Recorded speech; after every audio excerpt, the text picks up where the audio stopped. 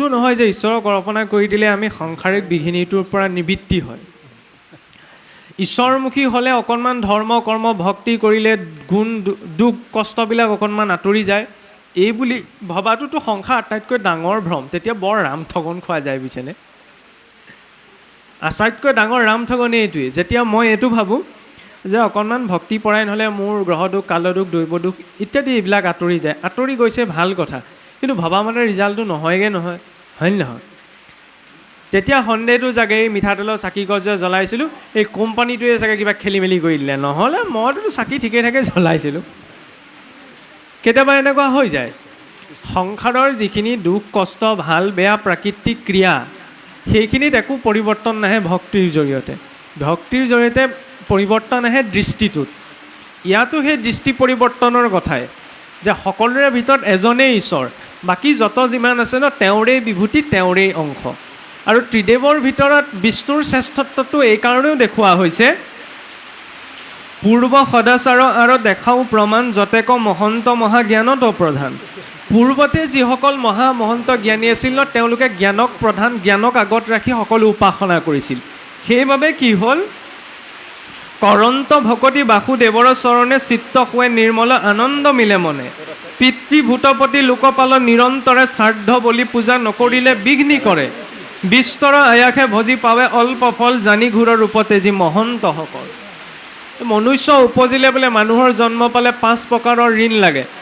পিতৃ ঋণ, ঋষি ঋণ, দেৱ ঋণ, মনুষ্য ঋণ, সুহৃদ ঋণ। আৰু এই 5 প্ৰকাৰৰ ঋণৰ পৰা মুক্তি হ'বলৈ বোলে 5 প্ৰকাৰৰ যজ্ঞৰ বিধান আছে। ব্ৰহ্মযজ্ঞ, দেৱযজ্ঞ, নৃযজ্ঞ, ভূতযজ্ঞ, পিতৃযজ্ঞ। অধ্যাপনমটো ব্ৰহ্মযজ্ঞম পিতৃযজ্ঞস্তু তৰ্পণম। হোমদেৱ বলিৰ্ভূতা নৃযজ্ঞ অতিথি পূজনম। কিন্তু ইমানখিনি বিধি ব্যৱস্থা কৰিবলৈ যাওঁতে তাত তাৰতম্য ঘটাৰ প্ৰসংগ আছেতো আছেই। বলি বুলি কওঁতে ইয়াত এই খেচাককৈ কাটি দিটো বলিৰ কথা কোৱা হোৱা নাই। বলিটো আমাৰ বৈষ্ণৱ মাৰ্গতো আছে। বলি মানে আমি কি বুজোঁ, কিবা এটা ত্যাগ। বিনা ত্যাগত বলি নহয়। প্ৰকৃততে সেইটোৱে আছিল কাম ক্ৰোধ লোভ মোহ প্ৰতীক। মানুহে প্ৰতীকবোৰ কাটিবলৈ লাগিলে নিজে খাব নোৱাৰে, সেইকাৰণে খায় আৰু ঈশ্বৰৰ নামতেই।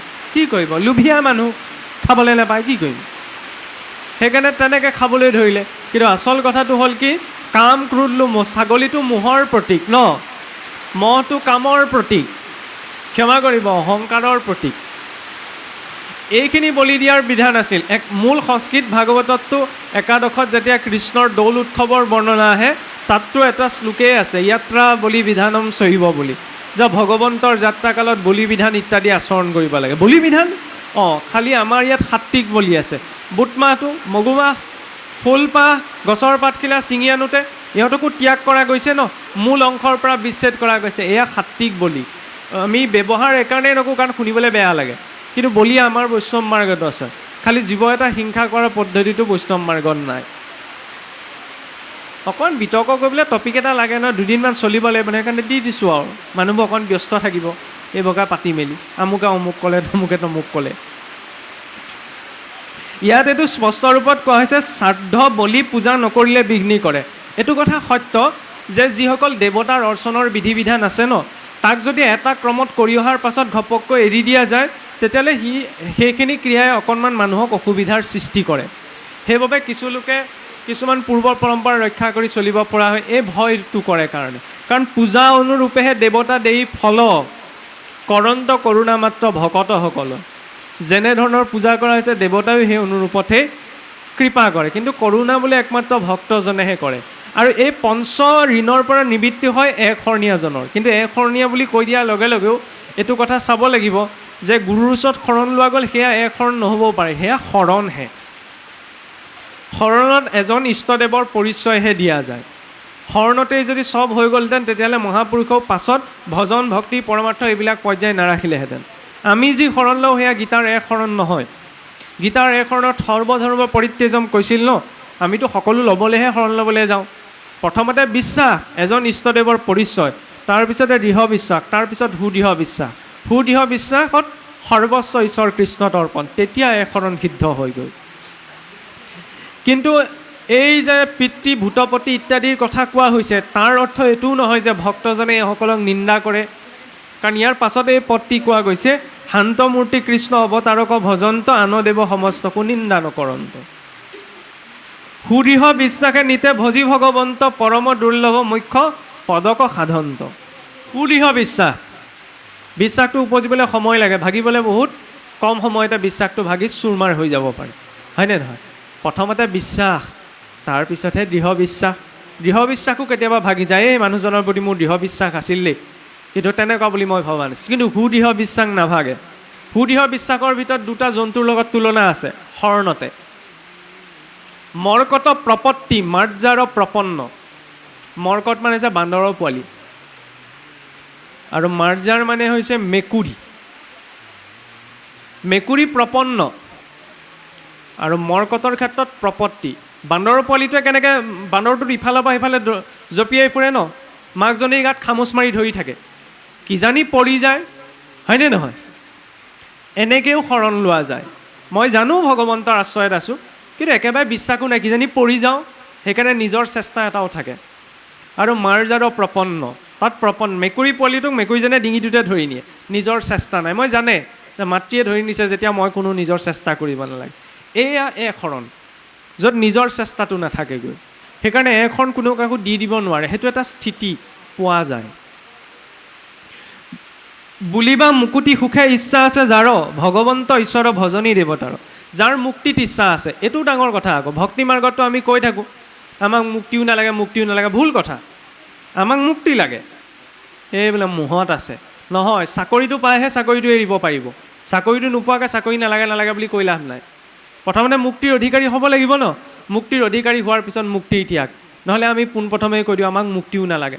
আমাক মুক্তি নালাগে নহয়, আমাক মুক্তি লাগে। মুক্তি পোৱাৰ পাছত যদি মুক্তিত ইচ্ছা নাথাকে তেতিয়া মুক্তি ত্যাগ।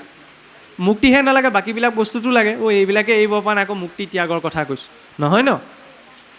সেইকাৰণে প্ৰথম মুক্তি অধিকাৰী হ'ব লাগিব। এই মুক্তি বিচৰাজনৰ বাবেহে এই মাৰ্গটো, কাৰণ সংসাৰৰ নিবৃত্তিৰ বাবেইটো ভাগৱতৰ মাৰ্গ। শুনা নিৰন্তৰে আৰু উত্তম যুগুতি, ভকতি জ্ঞানৰ ফল দেখাওঁ মুকুতি। কিন্তু মুক্তি লৈ ইয়াত ডাঙৰ ভক্তি মাৰ্গৰ আটাইতকৈ ডাঙৰ লাভটো হ'ল কি, অন্য মাৰ্গত মুক্তিটোৰ কাৰণে সাধনা কৰিব লাগে, কিন্তু ইয়াত ভক্তি কৰোঁতে কৰোঁতে মুক্তি আপোনা আপুনি আহি জীৱনত উপলব্ধ হয়হি। ঈশ্বৰ কেশৱদেৱ ভকতৰ নিধি, যেই জীৱা চাৱে তাৰ সেই শুৱে সিদ্ধি। ভগৱন্তক ভক্তৰ নিধি বুলি কোৱা হৈছে। যেনেকৈ অষ্টসিদ্ধি, অনিমা লঘিমা প্ৰাপ্তি, প্ৰকাম্য চিত্ত সত্য আদি অষ্টসিদ্ধি নৱনিধি আছে ন। ভক্তজনৰ বাবে এই সকলো প্ৰকাৰৰ সিদ্ধি ঋদ্ধি একমাত্ৰ ভগৱন্ত, কাৰণ প্ৰাপ্তিও ভগৱন্তত, অপ্ৰাপ্তিও ভগৱন্ততেই। এতেকেহে পৰম উদাৰ বুদ্ধি যাৰ, তাৰ সবে নকৰে ভকতি ব্যভিচাৰ। গতিকে যাৰ বুদ্ধিটো উদাৰ, তেওঁ কেতিয়াও ভক্তি ব্যভিচাৰ হ'বলৈ নিদিয়ে। কিন্তু ভক্তি মাৰ্গত থাকিও কেতিয়াবা আমাৰ দ্বাৰা ভক্তি ব্যভিচাৰ হৈ যায়। মই জানো এইটো কৰ্ম কৰিব নালাগে, এইটো খাব নালাগে, হয়নে নহয়? অইন ত্যাগৰ কথা বাদেই দিছোঁ, আপোনালোকে দুখ নধৰিব, বেয়াও নাপাব। আন ত্যাগৰ কথা কি ক'ব, আমাৰ অসমীয়া সমাজ চাধা পেকেটটোৰ পৰা উঠিব পৰা নাই, বাকী আৰু কি ত্যাগ কৰিব? নহ'লে নহয়, কেঞ্চাৰ মুখখন আঁকি থোৱা থাকেই, হয় নহয়? খালে সেইটো কেঞ্চাৰো হ'ব পাৰে, মই জানো, তথাপি নহয়, কণ্ডিশ্যনটো দুৰ্যোধন, এতিয়া কি হ'ব আৰু কি কৰিব? বাকী ত্যাগৰ কথা কি ক'ব?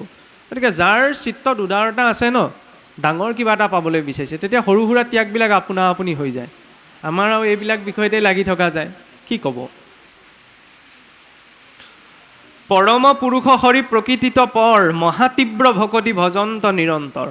হৰি ভক্তিয়ে ঈশ্বৰ প্ৰাপ্তি নকৰে, কিন্তু হৰি ভক্তিৰ তীব্ৰতাইহে ঈশ্বৰ প্ৰাপ্তি কৰে। মই হৰি ভক্তিৰ বিষয়ে চব জানো, কোনো লাভ নাহিব পাৰে, কিন্তু মনত তীব্ৰতাটো কিমান, সেইটোহে ভক্তি মাৰ্গত আগবাঢ়ি যাবলৈ ইন্ধন যোগায়। আছে শ্ৰেয় সবজত আন মাৰ্গান্তৰ, জাগযোগ আদি হু নাৰায়ণ পৰ। এইটো এটা কথা আকৌ, বোলে জাগ যোগ তপ জপ যিখিনি আছে এই সকলো নাৰায়ণ পৰ ব্যৱস্থা, অৰ্থাৎ ইয়াৰ জৰিয়তেও ভগৱন্তক পাব পাৰি। খালি কথা হ'ল কি, সংসাৰৰ তৰণ পথ আছে অসংখ্যাত, অনেক বিঘিনি তাতো দুষ্কৰ সাক্ষাৎ। শ্ৰৱণ কীৰ্তন কৰি কৃষ্ণক আৰাধে, মহামুখ্য আধে একো বিঘিনি নাভাদে। হোম তপ জপ যজ্ঞত অকণমান কঠিনতা আছে, নহয়নে? হয়তো তাত কিবা ছিদ্ৰ ৰ'ব পাৰে, কিন্তু ভগৱন্তৰ নাম গুণনাম কীৰ্তন কৰোঁতে তাত ছিদ্ৰ থাকিলেও সি নিছিদ্ৰ হৈ যায় নামৰ মহিমাতেই। সেইবাবে নামক ইমান প্ৰায়ৰিটি দিয়া হৈছে। কৃষ্ণকেহে কহে বেদ শাস্ত্ৰ আছে যত, তাহাৰ বিহিত ধৰ্ম কৰ্ম তীৰ্থ ব্ৰত হবে নাৰায়ণ পৰ জানিবা নিশ্চয় অৰ্পণ নভৰিলে একো ফল নধৰে। কিছুসকলে লাগি থাকেনে এতিয়া কলিযুগত হোম নালাগে, তপ নালাগে, জপ নালাগে, যজ্ঞ নালাগে। ইয়াত কৈছেনো কি? সকলোতো ঈশ্বৰ উপাসনাৰে ব্যৱস্থা, কোনো মই নকৰোঁ নালাগে। কিন্তু এইটো অৰ্থ নহয় যে কলিযুগত নাই, আছে, মই কৰিলেও থাকিব, নকৰিলেও থাকিব। উদ্দেশ্যটো খালি কৃষ্ণ ভক্তি হ'ব লাগে। একাদশতো আহিছে ন, স্বভাৱে যি কৰে হোম তপবত যজ্ঞ দান সদাচাৰ কায় বাক্য মানে যতে ক আচৰে লৌকিক বৈদিক কৰ্ম সুয়া শুদ্ধভাৱে ঈশ্বৰ কৃষ্ণত অৰ্পিব শিখৱ ধৰ্ম। পদ্ধতি যিয়েই নহওক সকলোৰে একমাত্ৰ কেশৱৰে উপাসনা কৰা যায় ন। আকাশাত পতিতম তৈয়ম যথা গচ্ছতি সাগৰম সৰ্বদেৱ নমস্কাৰম কেশৱং প্ৰতি গচ্ছতি। আকাশৰ পৰা পতিত হোৱা জল কিছু খালতো জমা হয়, পুখুৰীটো জমা হয়, নদীটো জমা হয়, গৈ থৈ সাগৰতেই পৰেগৈ ন। সাগৰত পৰাৰ লগে লগে গংগা, এয়া বোলে গংগা জল, এয়া যমুনা জল, পাৰ্থক্যটো নাথাকেগৈ, সাগৰৰ অংশ হৈ পৰে। আমি ভ্ৰমটো ভাবি থাকোঁ কি মোৰ মাৰ্কটোৱে শ্ৰেষ্ঠ, তেখেতৰ মাৰ্কটো বেয়া, নহয়, গৈ থৈ একে জেগাতে ওলাবগৈ, ঘূৰি পকি। যেতিয়া এই স্পষ্টতাটো আহি পৰে ন, তেতিয়া এই দৰ্শনটো আহে। যেতিয়া সকলো বিধি ব্যৱস্থা একমাত্ৰ ঈশ্বৰৰ কথাই কৈছে, মই মাত্ৰ মোৰ নিজৰ উপাসনা মাৰ্গটোত থাকি আগবাঢ়িব লাগে। বাকী সকলোৱে ডাইৰেক্টলি হওক ইনডাইৰেক্টলি হওক একেজন ঈশ্বৰৰে উপাসনা কৰিছে। নহ'লে এইবিলাক কথালৈ আমাৰ সমাজত ঢেৰ লাগি থাকে। কোনোবাই কিবা এটা কৰক নকৰক, হোম তপলটো দূৰৰে কথা, আমাৰ তুলসী মনা নমনালৈও এইখন অসমত কিবা কিবি আছে। আমি তুলসী মানুহ, আমি তুলসী নহয়, সেইটো মনা নমনাৰ বিষয় হয়। গছজোপা মনালৈ কি কথাটো আছে? আৰু ভগৱন্তৰ প্ৰিয় হয় আৰু বৈষ্ণৱৰ ঘৰত গোসাঁই গৃহ সকলোৱে ঘৰত থাকিব নোৱাৰিব পাৰে ন। সকলোৱে ইমান চোতাল নাই যেনেকৈ মোৰ ঘৰত নাই। এতিয়া কি ক'ব? বৈষ্ণৱৰ ঘৰৰ প্ৰতীক হৈছে তুলসী বৃক্ষজোপা। ভগৱন্তৰ নাৰায়ণৰ বোলে কৃষ্ণপদ তুলসীৰ নলৈলেকৰ ঘ্ৰাণ নিশ্বাসৰ কাহনটো যেন ভাতিৰ সমান। তাতো আকৌ অসমত এনেকুৱা এচাম ওলাইছে কি তুলসী তলত চাকি জ্বলাব, তেতিয়া বোলে এখন ভস্ত হ'ব। কি যে ওলাবলৈ ধৰিলে আৰু আমাৰ মানুহে সেইবিলাকলৈও যায়। আৰে বিহুটোকে পালন কৰি আছিল, সেইটোতো এতিয়া এখন ভস্ত হ'ব বুলি দিলে লগ লগে। এতিয়া অসমীয়াৰ দুহি এই সোপাহে, খোলাকৈ কৈছোঁ, কোনোবাই ভাল পায় বেয়া পায় আৰু নিজৰ কথা, হয় নহয়? ঈশ্বৰক ভাল পোৱাৰ লগতে ঈশ্বৰৰ প্ৰতিপাদিত বিষয়খিনিও ভাল পাব লাগিব। মই আপোনাক ভাল পাওঁ, কিন্তু আপুনি খোৱা বস্তুটো আপুনি বেয়া পাওঁ, আপোনাৰ পিন্ধা কাপোৰযোৰ মই আপোনাক বেয়া পাওঁ, হয় নহয়? আপুনি থকা ঘৰটো আপোনাৰ মই বেয়া পাওঁ, এইটো কি ভাল পোৱা? এইটো ভাল পোৱা নহয়। ঈশ্বৰক ভাল পোৱাৰ লগে লগে ঈশ্বৰে ভাল পোৱা বিষয়খিনিও ভাল পাব লাগিব। ইয়াত কোনোবাই মনা নমনালৈ কথা নাই, শাস্ত্ৰত যিখিনি আছে সেইখিনি হ'ব, কোনোৱে নতুনকৈ উলিওৱা নাই নহয়। গতিকে পৰম্পৰা অনুসাৰী পৰম পুৰুষৰ পৰা যি চলিছে ন, তাক গ্ৰহণ কৰাটোৱে প্ৰয়োজনীয়। এতিয়া ভাবিব পাৰে সেইখিনি নিজে মানে চাগে, সেইকাৰণে কৈছোঁ মানুহ কাৰণেতো ক'ব পাৰিছোঁ। আৰু দ্বিতীয়তে আছে নাই নিজে চালেই হ'ব ন। মোৰ কথা শুনিব নালাগে, নিজৰ ওচৰত শাস্ত্ৰ আছে ন, শাস্ত্ৰত চালেই হ'ল। মানিব লাগে বুলি চবতে আছে, কিন্তু নামানিব লাগে বুলি বুজাবলৈ যাওঁতে তই ঠেকা ঠোকা দি যেনে তেনে মিলাবলগীয়া হয় আৰু। কিন্তু আচল কথা হ'ল কি, যিয়ে কৰ্ম আচৰণ নকৰে ন, যেতিয়ালৈকে অৰ্পণা নহয় তেতিয়ালৈকে সেই কৰ্মটোৰ ঈশ্বৰে গ্ৰহণ নকৰে। অৰ্পণা নভৰিলে কিছু কৰ্ম নিশিজয়, হয়নে নহয়? শৰাই ভাগ সজাইছে, অৰ্পণা কৰিছে ন, চাকি গছ জ্বলাইছে, অৰ্পণা কৰিছে, চাউল মুঠিও চৰুত দিছে, অৰ্পণা কৰিছে। অৰ্পণতহে ঈশ্বৰে গ্ৰহণ কৰে, অৰ্পণা নকৰিলে ঈশ্বৰে গ্ৰহণ নকৰে। কাৰণ তেওঁ সেইটো ভাৱ ন, মাকে দেউতাকেও কেতিয়াবা বিচাৰে ন, নিজৰ টকা পইচা আছে, চাওঁচোন সি নিজৰ পইচাই পিলটো আনি দিয়ে নে নিদিয়ে, হয় নহয়?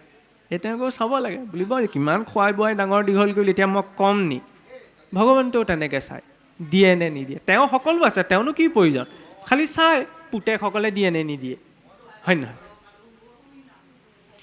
নকৰি ভকতি যুগ পথে কৰি শ্ৰম নোহে চিত্ত শুদ্ধ নুগুচয় অহম মম। এতিয়া ভক্তি পথতো এতিয়া চাওকচোন, ভক্তি মই জানো, চব কথা জানো, শাস্ত্ৰ ক'ত কি আছে, কিন্তু যেতিয়ালৈকে কি হয় যুগপথ আচাৰ নহয়, তেতিয়ালৈকে শ্ৰম দূৰ নহয়। আৰু সিদ্ধি লাভ নহয়। যুগ মানে এইটো নহয় একদম একান্ত মানে বহি থকা, এতিয়া বহি থকাটো যুগ, হয় নহয়? মইতোতো এই 1:30মান বজাতহে পাইছোঁহি কৃষ্ণ। আপোনালোক প্ৰভুটো ৰাতিপুৱাৰ পৰা বহি আছে, পাঠক দুজন, এইটোও যুগ, এইটোও শ্ৰম। যেতিয়ালৈকে শৰীৰটো অকণমান কষ্ট নাপায় ন, তেতিয়ালৈকে আমি সামান্য কষ্ট অকণ যদি শৰীৰটোক ভুগিবলৈ নিদিওঁ, তেতিয়া ডাঙৰ কষ্টটোৰ সন্মুখীন কিয় হওঁ? এই উপবেশনটোৱে শৰীৰটোক ৰেজিষ্টেণ্ট কৰে।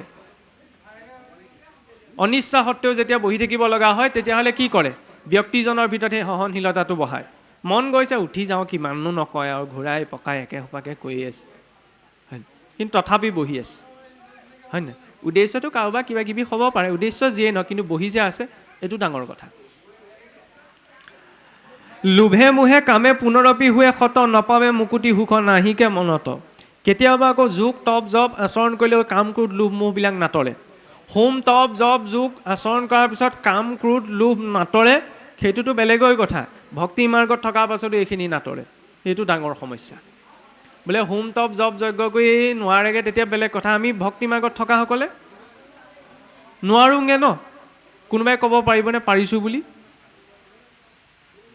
য'ত উদ্দেশ্যৰ স্পষ্টতা নাথাকে তাত এনেকুৱাই হয় কক্ষীপুৰ উদ্দেশ্য স্পষ্ট আছিল সেইকাৰণে এটা ভৰিৰ ওপৰতে 1000 বছৰ থিয় হৈ থাকিব পাৰিলে কোনো ধৈৰ্য কিতাপ পঢ়ি অনা নাছিল ন কিতাপ পঢ়িলে প্ৰাণায়াম কৰিলে বোলে ধৈৰ্য আহি গ'ল কিতাপ পঢ়িলে ধৈৰ্য নাহে যোগ প্ৰাণায়াম কৰিলেও ধৈৰ্য নাহে মানুহে ভাবে অকণমান যোগ প্ৰাণায়াম কৰিলে বোলে মনটো ভাল লাগে কেতিয়ালৈকে ভাল লাগে যেতিয়ালৈকে কৰি থাকে তাৰপিছত একেটাই লাইফষ্টাইল একো পৰিৱৰ্তন নাই সেইটোতো এটা হেলুজিনেশ্যন জীৱনৰ প্ৰতিটো কাম যদি ধ্যানপূৰ্ণকভাৱে কৰা গৈছে সেয়া যোগ ধ্যান মানে এটা নহয় আমুক জেগাত বহিলোঁ বহা সময়কণে একাগ্ৰতাই মনটো কিবা এটা ভাবিলোঁ সেয়াই ধ্যান প্ৰতিটো জাগ্ৰত অৱস্থাটো কিন্তু সেইটো থকাটো সম্ভৱ নহয়গৈ ন কিয় লক্ষ্যৰ অস্পষ্টতাৰ বাবে লক্ষ্য য'ত স্পষ্ট হৈ পৰে নহয় মোক লাগিবই তেতিয়াহ'লে তেওঁ কি কৰে কম্প্ৰমাইজ কৰিবলৈ আৰম্ভ কৰে পোৱা নোপোৱাবিলাকৰ কক্ষীপই কৰিছিল ন উয়ে ধৰিলে গৈচোন হ'ব মোক ব্ৰহ্মাৰ পৰা যেনে তেনে বৰটো লাগে এইটো নহ'লে মোৰ কাম নহ'ব নিজৰ 100% দি দিলে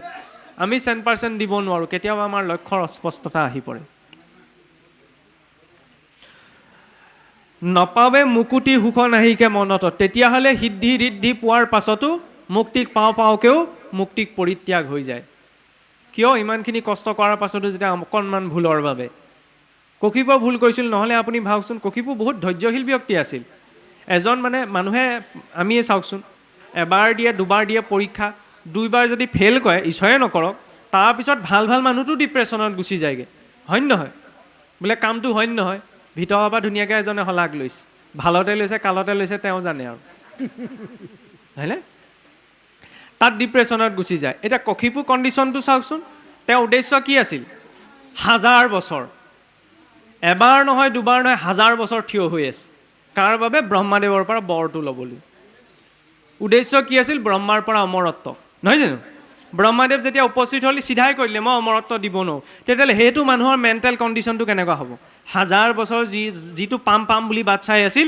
আহি পেলাই কৈ দিলেহি চিধাই মই সেইটো দিব নোৱাৰোঁ তাতো লজিকটো কিমান লগালে বোলে অমৰত্বহে দিব নোৱাৰে এনেকুৱা কণ্ডিশ্যন লগালে তেনেকুৱা সময়টো যে ভাবিব পাৰিলে মানুহে ভাবিব পাৰিলেহেঁতেনে বোলে বাহিৰতো নমওঁ ভিতৰতো নমওঁ এতিয়া সময়ো সেইটোৱে হৈছে সেইকাৰণে ওলাই গৈছে আৰু এইটো সময়তে ফালিছিলে নহয় কালি পাৰ হৈ গৈছে কালি নৃসিংহ চতুৰ্দশী আছিল লোকৰ মানুহৰ কেতিয়া জন্ম হয় কেতিয়াবা মৰে তিথি বাৰ পাহৰিবলৈ ধৰে আমাৰ চাওক ভগৱানো কেতিয়া আহিছিল সিমানলৈকে ডিটেইলছ আছে খালি আমাৰ ইমানবিলাক নাচাগে অসমীয়া কেলেণ্ডাৰখন নাচায়নে চোৱা চিতা কৰাসকলে থৈ দিয়ে আৰু তেওঁলোকে চাব বুলি কালি এতিয়া কিমান এটা সুন্দৰ দিন নৃসিংহ চতুৰ্দশী বুলি কোৱা হয় ভগৱান নৃসিংহৰ আৱিৰ্ভাৱৰ দিন হয়নে নহয় কেইজনে জানে কেইজনে গম পায় বোলে গম পাইনো কি লাভ হ'ব আৰে ভগৱান সত্য যুগতে সেইটো দিনৰ সেইকণ সন্ধ্যা সময়ত ভগৱান নৃসিংহৰ আৱিৰ্ভাৱ হৈছিল ইমানলৈকে ডিটেইলিং আছে এইটো সংস্কৃতিত জানি ভাল লাগে ন কিছুমান কথা ভাল লাগিবলৈও জানিব লাগে সেইবাবে দুৱাৰদলি আগতে ৰখা হয় দুৱাৰদলিটো ৰৈ থাকিবলৈ নকয় গচকিবলৈ নকয়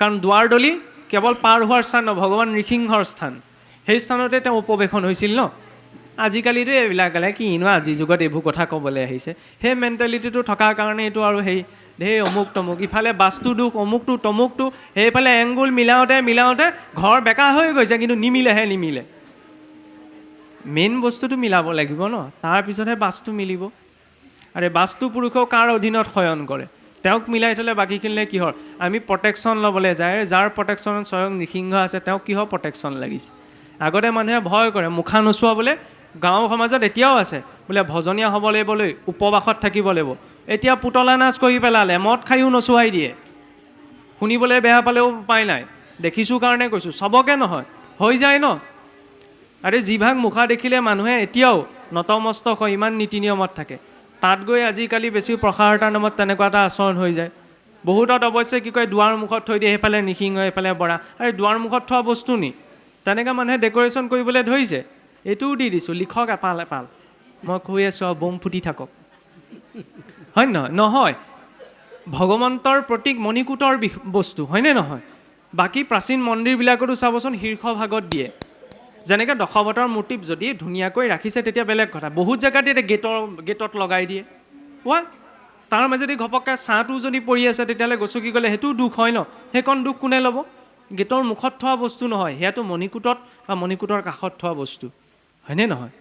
গতিকে যিটো বিষয় জোৰ হয় তেওঁ পথৰ কাষৰ বস্তু নহয়, তেওঁ মণিকূটৰ গৰ্ভগৃহৰ বস্তু। গতিকে এনেকুৱা কিছুমান কৰিব লাগে, এতিয়া কি কৰিব? এই কথাবিলাক কিয় কোৱা হৈছে? তাৰ জৰিয়তে মানে বিষয়খিনি এটা মৰ্যাদাত থাকে। যেতিয়া সেই নৃসিংহৰ মুখাভাগ সেই পথৰ কাষলৈ ওলাবলৈ ধৰিলে ন, সেইদিনা পুতলা হৈ থাকিলে। সেইকাৰণে এতিয়া পুতলা নাচ, জঁপিয়াই দিব, গুৰ মাৰি দিব, অমুক কৰিব তমুক কৰিব। আৰে ইমান নীতি নিয়মত থাকিব লাগে, বনোৱাজনেও কিমান কষ্ট উপবাসত আনে, কোনোবাই যদি আগবঢ়ায় কিমান শ্ৰদ্ধা হেৰিয়ত আনে, হয়নে? কিছু জেগাত তাকে গৈ যদি সৰু কথা এটাত সেই নিয়মটো ভংগ কৰি দিয়ে তেতিয়া বেয়া লাগে ন। সেইকাৰণে হৈও চব কিছুমান ক্ষেত্ৰ নাই হোৱা।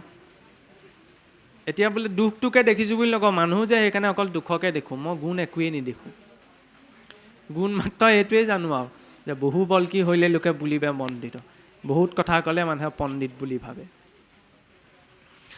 লোভ মোহে কামে পুনৰপি হুৱেহত নাপামে মুকুতি সুখ নাহিগে মনত। তপ জপ যজ্ঞ আচৰণ কৰিলেও সিদ্ধি ঋদ্ধি পোৱাৰ পাছতো যদি মনটো সংযমিত নহয়, সংযমিত বোলে তপ জপ যজ্ঞ কৰিলে মনটো সংযমিত নহ'ব পাৰে ন। যদি ঈশ্বৰৰ ব্যতিৰিকে বেলেগ কিবা বিচাৰে, তেনেকুৱাতো বসুদেৱৰো হৈছিল যে জগতৰ ঈশ্বৰক পুত্ৰৰ ৰূপত পালোঁ, পূৰ্বতে মুক্তি বিচাৰি নল'লোঁ, মনটো এতিয়া অশান্ত। তেওঁৰে যেতিয়া সেইটো কণ্ডিশ্যন, আমিতো সাধাৰণ মানুহ। নাৰদদেৱৰ পৰা পিছত ভক্তিৰ আকৌ পুনৰ উপদেশ পোৱাৰ পাছতহে কৃষ্ণক ঈশ্বৰ ৰূপত ভজনা কৰিছে, হয়নে নহয়? মিলিল যাহাৰ শ্ৰদ্ধা মুকুন্দ সেৱাত, হুৱে চিত্ত শান্ত মিলে আনন্দ সাক্ষাৎ। মুকুন্দ সেৱাত, ৰাতিপুৱা ওলাই যাওঁতেও গোঁসাই ঘৰত যেনেকৈ আমি সেৱা কৰোঁ, গোঁসাই ঘৰত কৈ থৈ যাব লাগে যে প্ৰভু ওলাই যাওঁ, চাবা আৰু ঘৰখন, দিনটো যাতে ভালে কুশলে যায়। এইটো চিডিউল নহয় বোলে গাটো ধুই আহিলোঁ, সেৱা কৰিলোঁ, ঘোষা গালোঁ, কীৰ্তন গালোঁ, ওলাই আহিলোঁ। আৰে নিজৰ যিখিনি প্ৰয়োজন ঈশ্বৰক ক'ব লাগে ন, নহ'লেতো আমি এইটো প্ৰতীক বুলিয়ে ভাবি আছোঁ। যেনেকৈ মাক দেউতাকৰ লগত ল'ৰা ছোৱালীয়ে কয় তেনেকৈ ঈশ্বৰৰ লগতো কথোপকথন কৰিব লাগে, হয় নহয়? চাওকচোন, এসপ্তাহ দিন অভ্যাস কৰক, ক'ৰবালৈ ওলাই যোৱাৰ আগত ঈশ্বৰক কৈ থৈ যোৱা, তেতিয়া ঈশ্বৰ দৈনন্দিন জীৱনৰ এটা অংশ হৈ পৰিব। আৰু তেতিয়া বেলেগৰ পৰা ক'বলৈ, অনুমতি ল'বলৈ, ভাবিবলৈ, সুধিবলৈ সংগী নালাগে। তেতিয়া নিসংগতাটো এক ডাঙৰ সংগী পোৱা যায়। আৰু প্ৰকৃততে সকলো নিসংগতালৈকে গৈ আছে। কোনেও লগত নিজৰ সংগী লৈ যাব নোৱাৰে, নিব পাৰিব নি? নোৱাৰে ন। নিসংগতাই যেতিয়া সত্য, তেতিয়াহ'লে আচল সংগীক নাক কাণ চকু মোৰ ভালে থাকোঁতে, মানুহে আকৌ অকলে থাকিবলৈ ভয় কৰে নিসংগতা বুলি। অকলে থাকিবলৈ কোনে ভয় কৰে? যি নিজৰ বাস্তৱিকতাৰ সন্মুখীন হ'বলৈ অকণমান হেজিটেট অনুভৱ কৰে, মনৰ বেয়াবিলাক গুচি আহে ন সন্মুখত। তেওঁ ভিৰটো বিচাৰে সদায়, ভিৰত থাকিলে মানে নিজক পাহৰি থাকিব পাৰি, ভিৰটোৰ ফ্ল'টোতে থাকি। সেইকাৰণে অকণমান একান্ত বাস লাগে, কাৰণ নিজৰ ভিতৰত যিখিনি আছে সেইখনৰ সন্মুখীন আপুনি মই নিজেই হ'ব লাগিব। ভক্তিয়ে তেনেকৈ প্ৰস্তুত কৰে যে নিজৰ ভিতৰত যিখিনি আছে সন্মুখীন হোৱা, কিবা যদি পৰিৱৰ্তন প্ৰয়োজন নিজৰ ভিতৰত, আনে পৰিৱৰ্তন কৰি দিবহি নোৱাৰে। কেতিয়াবা নহ'লে হোম তপ যজ্ঞ কৰি সিদ্ধি ঋদ্ধি, যিজনে কৈ আছে তোমাৰ আমুকটো হৈ যাব, সিজনে আমুকটো হৈ যাব, মই আকৌ ভাবি আছোঁ মোক যদি ভালকৈ এইটো নকয় মই কেনেকৈ চলিম। আপোনাৰ অমুক হোৱা তমুক হোৱাৰ কথা কৈছোঁ, নিজে আকৌ ইটো কথা ভাবি আছোঁ। মানে কি চিন্তাটো সেইজনো আছে, নহয়নে? একমাত্ৰ চিন্তাৰ বিমুক্তি ঈশ্বৰৰ ওচৰত প্ৰকৃত সমৰ্পণতহে হয়। নাওখন যেতিয়া তেওঁ পঠাইছে, এতিয়া নাও ক'লৈ নিয়ে তেওঁৰ কথা। ধুমুহাটো আহিবই, সেইটো নিশ্চিত।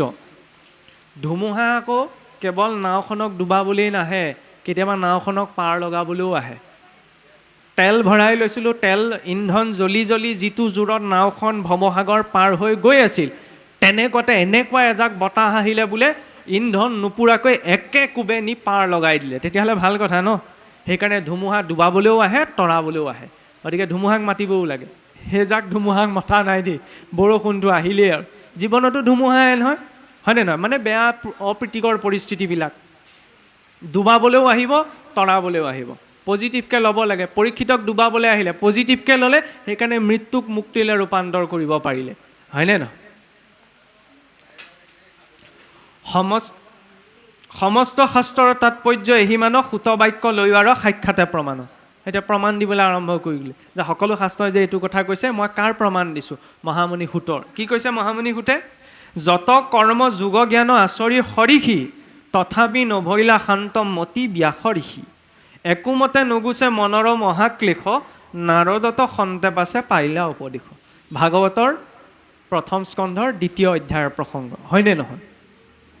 সকলো সিদ্ধি ঋদ্ধি পোৱাৰ পাছতো ব্যাসদেৱৰ মনটো সন্তুষ্ট কিয় হোৱা নাছিল? কাৰণ তেতিয়ালৈকে কৃষ্ণ প্ৰাপ্তি হোৱা নাছিল। কৃষ্ণ মানে কি? পূৰ্ণ আনন্দ। আমিও সংসাৰত যিমানলৈকে সিদ্ধি ঋদ্ধি প্ৰাপ্ত নকৰোঁ কিয় মনটো তৃপ্ত হোৱা সম্ভৱ নহয় যেতিয়ালৈকে ঈশ্বৰ প্ৰাপ্তি হৈ নাযায়। কাৰণ তেওঁৰহে পূৰ্ণত্ব আছে। অপূৰ্ণই যেতিয়া পূৰ্ণত্বক লগ পাব, সংযোগ হ'ব, সেইদিনা ইয়াৰ পাছত আৰু ইয়ম লব্ধা চা পৰম লাভম, কিবা এটা প্ৰাপ্তিৰ ইচ্ছাটো নাথাকেগৈ। কিন্তু ঈশ্বৰৰ ব্যতিৰেকে সংসাৰত আমি ব্ৰহ্মা ইন্দ্ৰপদ যিয়েই নাপাওঁ কিয় কিবা এটা পোৱাৰ ভাৱনাটো থাকিবই। সেইটো চিন্তাটো ইন্দ্ৰও থাকে। ইন্দ্ৰ চকীখনৰ প্ৰতি বৰ চিন্তা নহয়। কোনোবা এজনে ইয়াত টপ কৰে, তাত ডাঙৰ টেনশ্যন হৈ যায়। এইজনে বোলে মোৰ চেয়াৰখন ল'বলৈ চিন্তা কৰিছে, চিধাই পঠাই দিয়ে ৰম্ভা মেনকা। সেইকাৰণে ইন্দ্ৰিয়ৰ অধিষ্ঠাতা ৰম্ভা মেনকা কোন? ঈশ্বৰক চিন্তা কৰিবলৈ পঢ়কচোন, ইন্দ্ৰই পঠাবই নালাগে, ৰম্ভা মেনকা আহি উপস্থিত হৈ দিবই। উঠ ইমানকণ কৰি থাকিব নালাগে ন, এইটো হৈ গ'লে মনটো পৰিলে না মনটো নবহে। সেয়াই ৰম্ভা মেনকা, আৰু বেলেগকৈ ক'ৰ ওপৰত আহিব? সেইখিনি সময়ত ধৈৰ্যটো লাগে।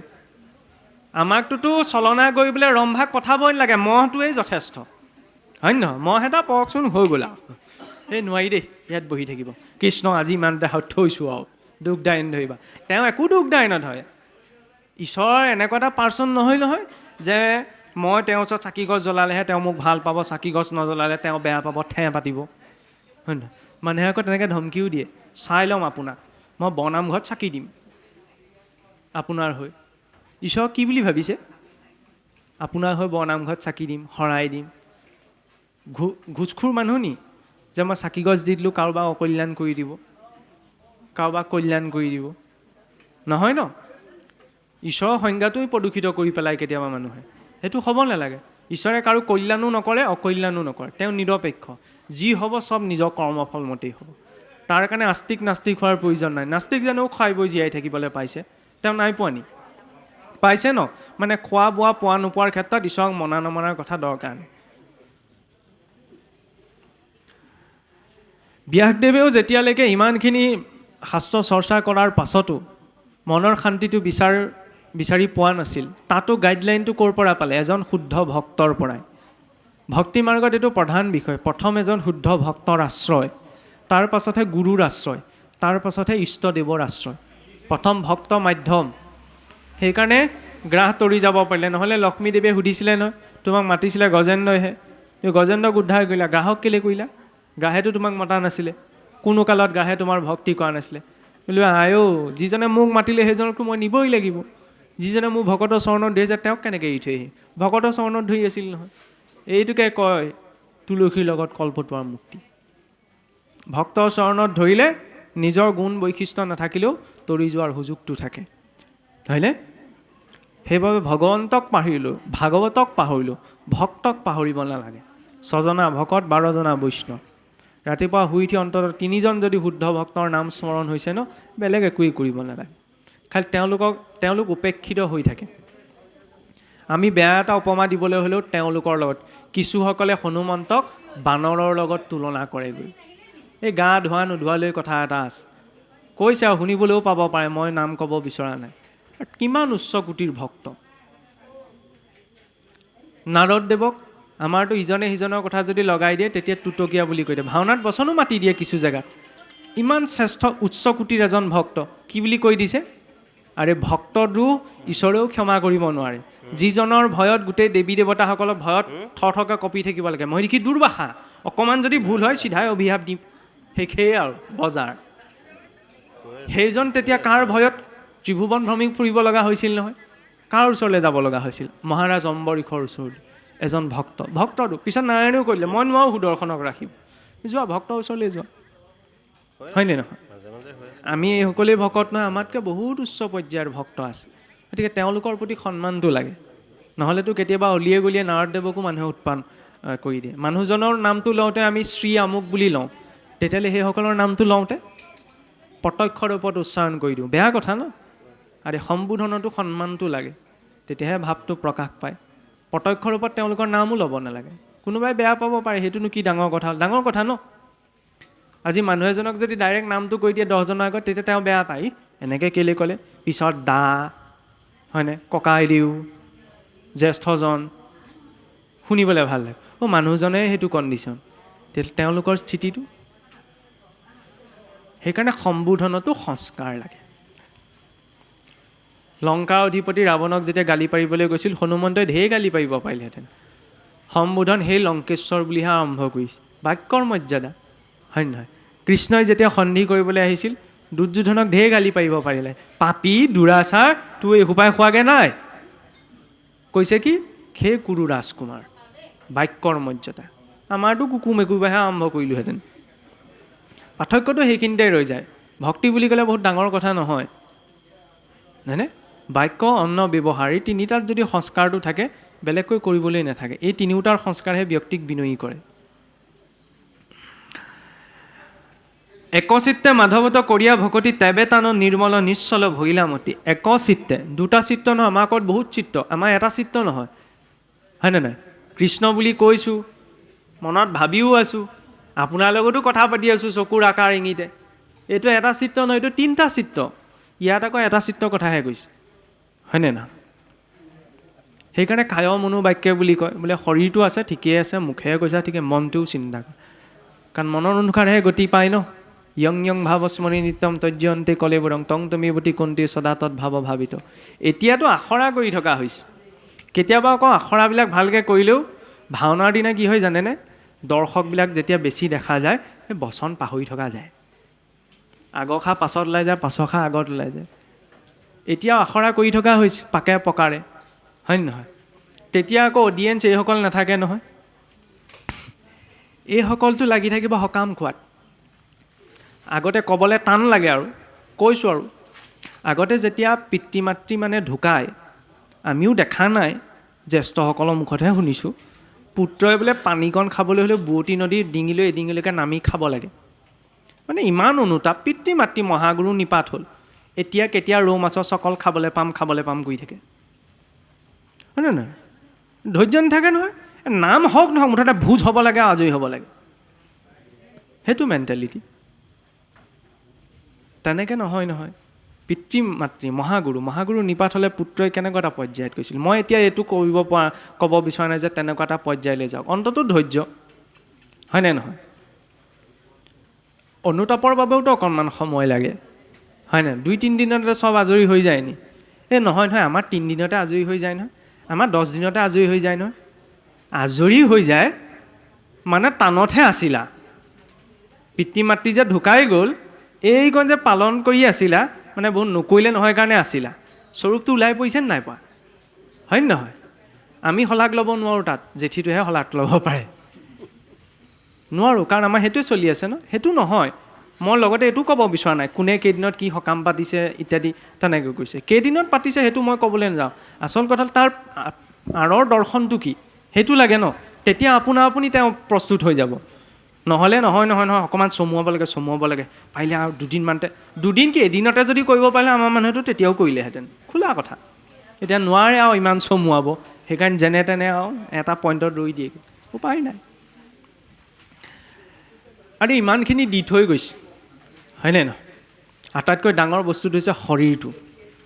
অকণমানটোতো লাগে কিবা এটা। বোলে জীয়াই থাকোঁতে একো নকৰিলে মৰাৰ পাছত কিয় কৰিব লাগে? মৰাৰ পাছত এইকাৰণেই কৰিব লাগে যাতে উঠি অহা চামে দেখে জীয়াই থাকোঁতে একো কৰিব নোৱাৰিলে, এতিয়া মৰা থাকে মাটিলৈতো আহিব পৰা নাই, সেইকাৰণে জীয়াই থাকোঁতে সেইটো শিক্ষা দিব লাগে। ইমানখিনি কৰা যায়। এতিয়া চাওক, এই বিধি বিধানখিনি এইকাৰণে আছে যাতে মনটো অকণমান নিৰ্মল হয়। মন নিৰ্মল কেৱল মানে ভাল কথা শুনিলেই নহয়, যেতিয়া প্ৰেক্টিকেলি সেই বস্তুটো নাহে নহয় বিষয়বিলাক, তেতিয়া মন নিৰ্মল হ'ব নোৱাৰে। এইবিলাক হৈছে প্ৰেক্টিকেল, সন্মুখী হ'লেহে বিষয়টোৰ গুৰুত্বতাটো বুজা যায়, নহয় জানো? তেতিয়া কি হৈছিল? ভকতিৰ পৰম আনন্দ ভৈল যত হৃদয়তে ঈশ্বৰক দেখিলা সাক্ষাৎ। কৃষ্ণৰ অধীন মায়া দেৱীকো দেখিল, তেবেখে ব্যাসৰ যত সংশয় গুচিল। ভগৱন্তক বাহিৰত ধ্যান কৰাৰ আগতে নিজৰ অন্তৰত ধ্যান কৰিব লাগে। ভকতসকলে জানে যেতিয়া আমাৰ শৰাই ভাগো পতা যায় বা কৰণী ভাগো পতা যায়, ভগৱানটোতো সকলোতে আছে, হয়নে? সমস্ত জীৱতে আছে বুলিব। গৰু এটা দেখিলে গৰুটোৰ ভিতৰৰ পৰা ভগৱান আহি আসনত প্ৰতিষ্ঠিত হৈছেহি, এই ব্যৱস্থাটো নাই। কিন্তু ভগৱানক ক'ৰ পৰা আনে? বোলে আসনভাগ প্ৰতিষ্ঠা কৰিবলৈ যাওঁতেতো 4 চুকত 4জন বহুৱাও হয় নহয়? তেওঁলোকৰ নিৰ্ণয় আছে। আচ্ছা, ভগৱান তেওঁৰ লগত বেছিকৈ আছে, তেওঁৰ ভিতৰৰ পৰাচোন ভগৱান আনি বহুৱাবহি পাৰে, কিন্তু প্ৰতিষ্ঠা কৰাজনে কেতিয়াও সেইটো কাম নকৰে। ভাবোঁতেচোন চবকে 6জনা ভকত 12জনা বৈষ্ণৱ বুলি ভাবিলে। ক'ৰ পৰা আনে ভগৱানক? নিজৰ অন্তৰৰ পৰা, নিজৰ হৃদয় পদ্মৰ পৰা, অষ্টদল পদ্মৰ পৰা আৱাজ কৰি সন্মুখত প্ৰতিষ্ঠা কৰে। কাৰণ ভগৱান ক'ত আছে? মোৰ ভিতৰত। ইয়াত ভক্ত আৰু ভগৱানৰ কামহে। ভজন আৰু ভোজন সেইবাবে নীৰৱে হ'ব লাগে। ভোজন যিদৰে নীৰৱে, ভজনো নীৰৱে। এইটো নহয় যে ভজনত কোনে কি কৰিছে, কোনে কিমান কি কৰিছে সেইটো কোনোবাই জানিব। সেইটো সদায় গোপনকৈ ৰাখিব লাগে। নিজা অনুভৱটো কি হৈছে নহৈছে। কিছুসকলে আকৌ নিজা অনুভৱ প্ৰকাশত খুব হেৰি কৰি থাকে। আজি বহি থাকিলে মোৰ এনেকুৱা হ'ল নে এনেকুৱা হৈ গ'ল নে, কিয় ক'ব লাগিছে? মই বিষয়টো মূল্যটো নুবুজিবও পাৰোঁ, হয় নে নহয়? সেইটো ভগৱান আৰু ভক্তৰ মাজতহে ৰাখিব লাগে। হৃদয়তে ঈশ্বৰক দেখিলা সাক্ষাৎ, তেতিয়া ব্যাসদেৱে নিজৰ হৃদয়তে ঈশ্বৰক দৰ্শন কৰিছে। কাৰণ ঈশ্বৰক প্ৰথমতে চিন্তা কৰি লৈছে ন, চিন্তা কৰাৰ পাছতহে তেওঁৰ মুখৰ পৰা বাণী ওলাইছে। প্ৰথম ৰূপটো বহুৱাব লাগিব। হিয়াৰ মাজে নামৰ ভাণ্ডাৰ মুখে বাজ হয়। ইয়াত নাম নাথাকিলে কেনেকৈ লওঁ? অমূৰ্তক নাম যাৰ নাহিকে আকাৰ, নাম অমূৰ্তক ঈশ্বৰৰ মূৰ্তি। ক'ত প্ৰকাশ পাব? নিজৰ হৃদয় পদ্মত। ভৈলা কৃতকৃত্য ভকতিৰ প্ৰসাদত দেখাইলা প্ৰমাণ জ্ঞান ভকতি জিমত। এতিয়া এই কথাটো ধুনীয়া যে জ্ঞান আমাক লাগে, কিন্তু ভক্তিযুক্ত জ্ঞান লাগে। ভক্তিবিহীন জ্ঞানে জীৱৰ কল্যাণ কৰিব নোৱাৰে, হয় নে নহয়? ভক্তিহীন জ্ঞানযোগ যিজনে আচলে, নাহি একো ফলত তাত দুখ কৰি মৰে। মৎস্য আশা কৰে যেন বিস্তীৰ জলত, সুধা জ্ঞানযোগ সখী সেহি মত। বৰষুণৰ পানীত মাছ ওলাব আশা কৰাটো ভুল ন। বৰষুণৰ পানীত মাছ ওলাই নি? ঠিক তেনেদৰে যি জ্ঞানত ভক্তি নাই, সেই জ্ঞানেও জীৱৰ কিবা কল্যাণ কৰে বুলি ভাবিব নালাগে। কাৰণ জ্ঞান আছে ন। চিগাৰেটটো খালে কি হ'ব? স্বাস্থ্যৰ কাৰণে বেয়া, হ'লেও শিক্ষিত হৈ পেলাই খাইগৈ ন। মানে জ্ঞান আছে, ভক্তিটো নাই, হয় নহয়? ইফালে আকৌ ডিজেলৰ ইঞ্জিনটোত যদি পেট্ৰলৰ ইঞ্জিনত যদি ডিজেল মিক্স কৰি বেচিবলৈ হয়, তেতিয়া আকৌ পূৰা হাই এলাৰ্ট। এইফালে কি ভৰাইছে? সৰু কথা ন সেইবিলাক। প্ৰথমতে ঈশ্বৰে দিয়া বস্তুটোৰ মূল্যটো বুজিব লাগিব। ঈশ্বৰে দিয়া উপহাৰটো হৈছে শৰীৰটো। শৰীৰটো মূল্য বুজিলে ঈশ্বৰৰ মূল্য আপোনা আপুনি আহি যায়। এইটো আকৌ ঘূৰি নাহে নহয়। সৃষ্টিখনো ধ্বংস হোৱাৰ পিছত আকৌ নতুনকৈ হ'ব, কিন্তু এই শৰীৰটো এদিন গুচি যোৱাৰ পিছত পুনশ্চ আকৌ ঘূৰি নাহে। সেইকাৰণে মাধ্যম এইটোৱেই। এইটো হৈছে সাঁকো, যাৰ জৰিয়তে আমি ঈশ্বৰৰ প্ৰাপ্তিৰ বাবে সেই সাঁকোডাল নিৰ্মাণ কৰিব পাৰোঁ, সংসাৰ আৰু তেওঁৰ মাজত থকা পাৰ্থক্যটো দূৰকৰণৰ বাবে, নহয়নে? সেইবাবে মহাপুৰুষেও কৈছে নহয়, বোলে ব্ৰাহ্মণে নাখায় গাই, ভকতে নামাৰে ভাই, মহন্তই নাখায় মদ, এই তিনিওৱে নাপায় পৰম পদ। ব্ৰাহ্মণ হৈ গুপদে বেদক বুজায় ন। ব্ৰাহ্মণ হৈ গুপদে বেদৰ জ্ঞানক ধাৰণ কৰা। ভকত হৈ ভাই কৈ কাম ক্ৰোধ লোভ মোহ এইসোপাক অকণমান খেদোৱা। মহন্ত হৈ পেলাই ভগৱন্তৰ গুণনাম ৰূপী পদ মকৰন্দ পান কৰা।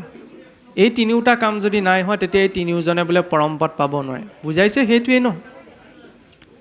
মহন্ত শব্দে ভগৱন্তৰ গুণনাম শ্ৰৱণ কীৰ্তনত ৰতি, ইন্দ্ৰিয়বিলাক সংযম আৰু কাম ক্ৰোধ লোভ মোহক অকণমান মাৰপিট কৰি হ'লেও ঘৰখনৰ পৰা খেদাই পঠিওৱা, সেইজন ভক্ত। এবে শুনা ভকতিৰ মহিমা সকল, নালাগে বিলম্ব অতি শীঘ্ৰে সাধে ফল। ভক্তিৰ আটাইতকৈ ডাঙৰ এইটো এটা প্লাছ পইণ্ট, ভক্তিয়ে বোলে পটককৈ কাম কৰে, হয় নহয়? কুকাৰত দিয়া মাত্ৰকৈ হুইচেল মাৰিলেই আৰু চৰুটোতহে লৰাই থাকিব লাগে। ভক্তি কুকাৰৰ নিচিনা। সেইটো কুকাৰত যেনিবা ভিটামিন কমি যায়, এইটোত ভিটামিন নকমে যেনিবা, ভিটামিন বেছিকৈ বাঢ়িহে যায়, হয় নহয়? খালি সেই কোনো ধৈৰ্য নাথাকেগৈ নহয়। কুকাৰত দিলে এতিয়া সিজি যায়, কিন্তু কুকাৰত দিয়াৰ আগমুহূৰ্তলৈ বোলে চাউলকেইটা ধুব লাগিব, এই ধোৱাখনো এলাহ লাগিছে নহয়। মানে কি? ঈশ্বৰত যেতিয়া সমৰ্পণ হৈ যায়, তেতিয়া তেওঁৰ পালন কৰিবলৈ বুজিবলৈ একো বাকী নাথাকেগৈ। কিন্তু সমৰ্পণৰ আগমুহূৰ্তত যিটো প্ৰস্তুতিকৰণ, সেই প্ৰস্তুতিকৰণত অকণমান সমস্যা আছে। খেতিটো কৰিব লাগিব, ধানকেইটা বনাব লাগিব, চাউলকেইটা ধুব লাগিব, জাৰিব লাগিব, পাত্ৰটোত পানীখিনি লৈ তাৰপিছত কুকাৰত দিব, তাৰপিছতে একেটা চিটিতে সিজিব, হয়নে নহয়? তাৰ আগমুহূৰ্তৰ পদ্ধতিটো এনেই হৈ নাযায় নহয়। গতিকে গাটো তিয়াব লাগিব, ৰাতিপুৱা উঠিব লাগিব, হয়নে নহয়? ধুতিখন মই পিন্ধিব লাগিব, নামঘৰলৈ আহিব লাগিব, তাৰপিছত নাম ল'ব, লোৱাৰ লগে লগে কাম হৈ গ'ল।